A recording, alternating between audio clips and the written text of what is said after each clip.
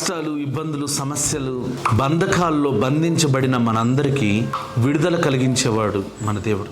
ఇదే మిక్కిలి అనుకూలమైన సమయం. నేడే రక్షణ దినం. ఒకవేళ నమ్మగలిగితే ఈ రోజే దేవుడు విడుదల ఇవ్వగలుగుతాడు. నమ్మిన వారు రక్షణ దినాన్ని ఏ విధంగా కోరుకుంటారో ఆ మిక్కిలి అనుకూలమైన సమయాన్ని కూడా వినియోగించుకోవాలి. ఆ మిక్కిలి అనుకూలమైన సమయమును వినియోగించుకోగలిగితే నేడే రక్షణ దినంగా మార్చబడుతుంది.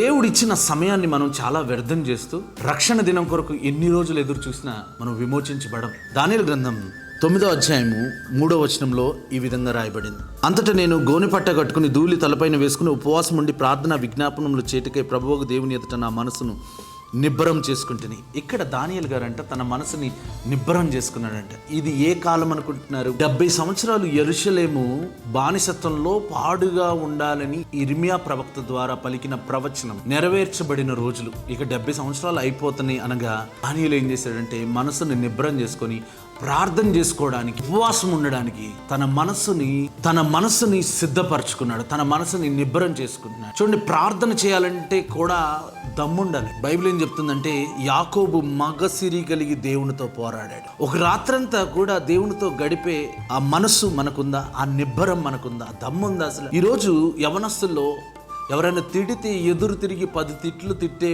బలము, ధైర్యం ఉంది. కానీ తల్లిదండ్రులు ఏదనంటే దానికి రివర్స్లో సమాధానం చెప్పే ధైర్యం ఉంది. కానీ ఇదిగో ఏదైనా కష్టాలు, శ్రమలో, రోగంలో, దరిద్రము చేత అనుభవిస్తున్నప్పుడు రోషము కలిగి ప్రార్థన చేయాలని ఎప్పుడైనా నిర్ణయించుకున్నామంటారు? ఒకవేళ మీరు నిర్ణయించుకుంటే అనుకూలమైన సమయాన్ని మీరు వినియోగించగలిగితే ఈ రోజే రక్షణ దినమును మీరు అనుభవించగలరు. 10 మందికి ఆశీర్వాదకరంగా ఉండగలరు.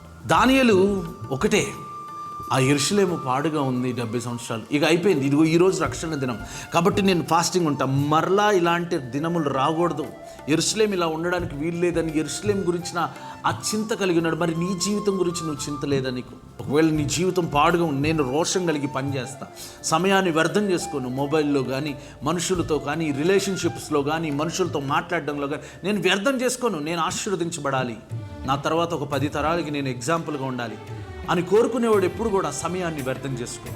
ఎప్పుడు మనసును నిబ్బరం చేసుకుంటాడు ప్రార్థన కొరకు. నువ్వు ఒకవేళ ఇలాంటి నిర్ణయాలు తీసుకోగలిగితే నీ తరాలన్నిటికీ కూడా నువ్వు ఆశీర్వాదకరంగా ఉండగలుగుతావు. God bless you.